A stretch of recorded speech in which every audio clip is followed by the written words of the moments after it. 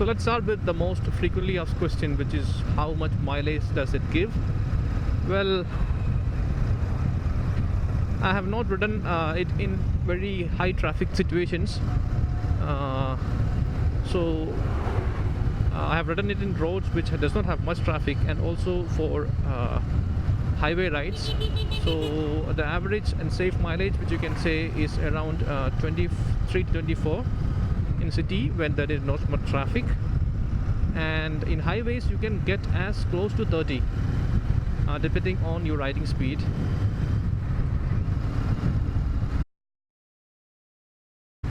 Yes, the bike is very heavy, although on paper it weighs only 20-25 kilograms heavier than the Bullet.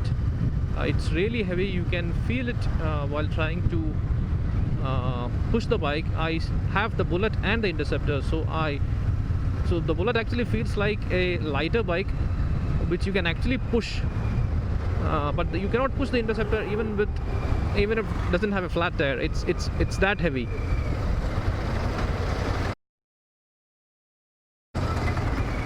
Well, the answer is not a clear yes and no. If you're buying this purely for commuting, then that's not a good choice. It's actually for the highways and the less trafficy roads that this bike is built for. So if you have a combination of office and highway rides, then that makes more sense. But purely for the city, especially if your route involves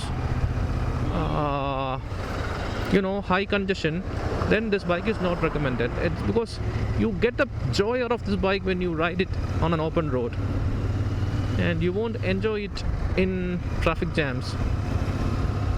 So if your commute is through roads which does not have much blocks, then yes, you can. Otherwise, a commuter bike would be more justified. Well, it's not the best bike for pillion comfort, and what I feel is that if your pillion is less than 5.5 feet, then he or she may be comfortable within the city. It's a big no for touring with pillion, not at all enjoyable, because the pillion will have a very acute angle at his or her knees, because the length between the seat and the foot peg is very low. It's mainly due to the raised exhaust which the Interceptor has.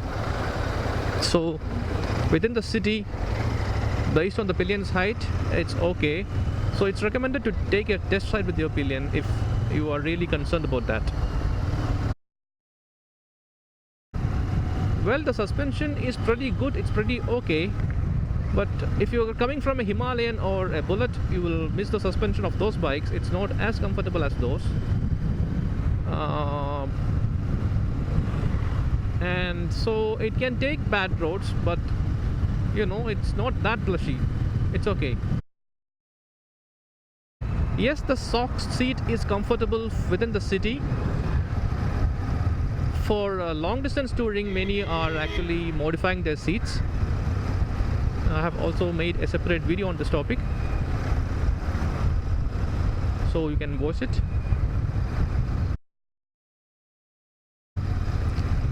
Well, I have been asked this question by many. Even I was in such a confusion while buying this bike. I was confused whether to buy the Himalayan or the Interceptor. Both are different category bikes. I feel the Himalayan is more of an all-rounder than the Interceptor because it can handle all conditions. Once one buy the Interceptor for the twin-cylinder engine, the kind of feel it generates, the sweet exhaust note this machine has, and it's for that, and the smoothness, and it's a premium bike from Royal Enfield. Many of the parts used are of premium quality. So you buy the Interceptor if you like its style, the retro style, and if you are planning to do it only on highways. But if you plan to do off-roads, and if you want a more comfortable ride, because the Himalayan's posture and the seat and everything is much more comfortable, the ergonomics is much more better than the Interceptor. But many avoid it because the Himalayan is one of the best-selling, is the best-selling bike for Royal Enfield at the moment. interestingly. And the ADV category is growing in India, and it also has gone through many iterations of design and refinement. So it's a better motorcycle now.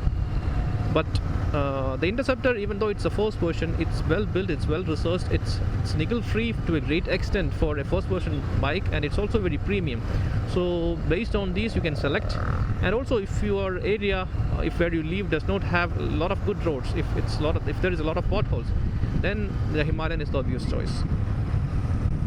So for urban traffic and short rides and good roads, Interceptor. For pillion comfort, good ergonomics, bad roads, off roads, pretty much a good all-rounder, it's a Himalayan.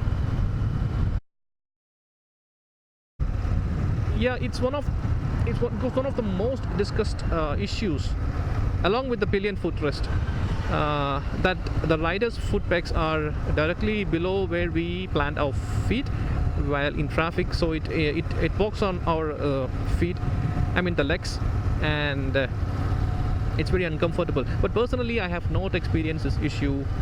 I don't know. It's maybe it's the issue is actually based on your height.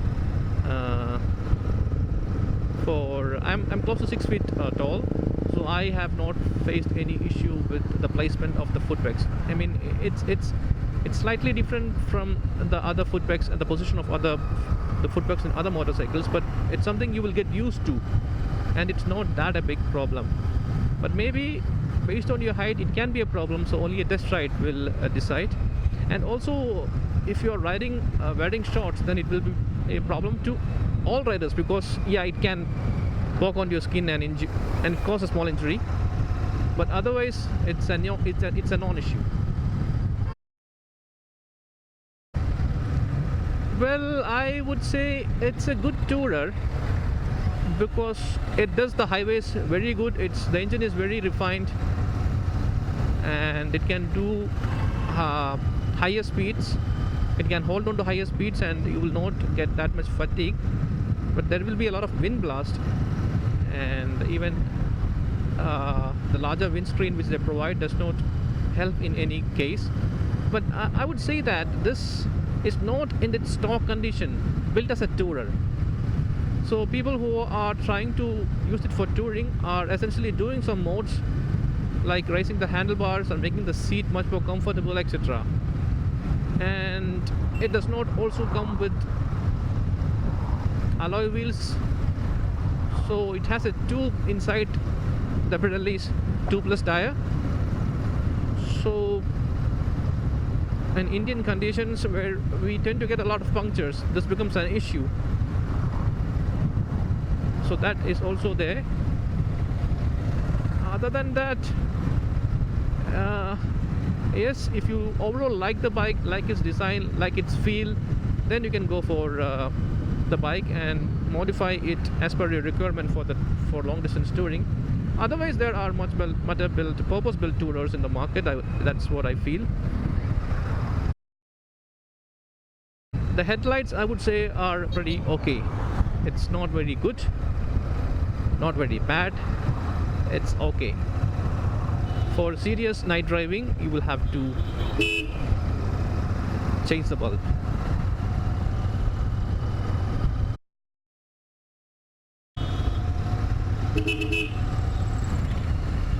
Yes, the reviewers were right. The machine is very refined. The sweetness of the Interceptor is in its engine.